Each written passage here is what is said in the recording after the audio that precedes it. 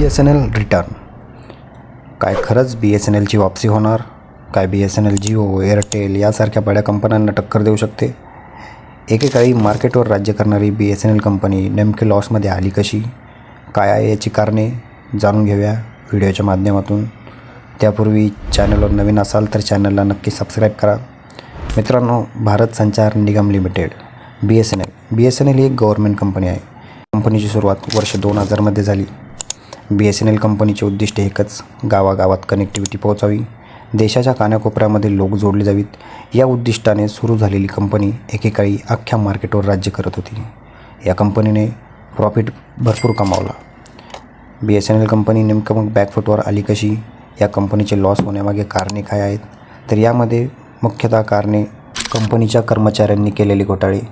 यामध्ये भरपूर घोटाळे उघडकीस आले, जसे की स्पेक्ट्रम घोटाळा आणि इतर छोटे मोठे घोटाळे या BSNL कंपनीमध्ये होतच राहिले. ज्या काळी कंपनीला स्वतःला अपडेट करायचे होते, नवीन प्रोजेक्ट आणायचे होते, त्याच कालावधीमध्ये या कंपनीमध्ये भरपूर घोटाळे उघडकीस आले आणि या घोटाळ्यामुळे कंपनीचा भरपूर कालावधी हा वाया गेला. आणि अशाच वेळी इतर प्रायव्हेट कंपन्या मार्केटमध्ये आपला जम बसवण्यासाठी वाट बघत होत्या. BSNLमध्ये सुरू असलेले घोटाळे यामुळे BSNLचे ग्राहकांकडे लक्ष कमी होत होते.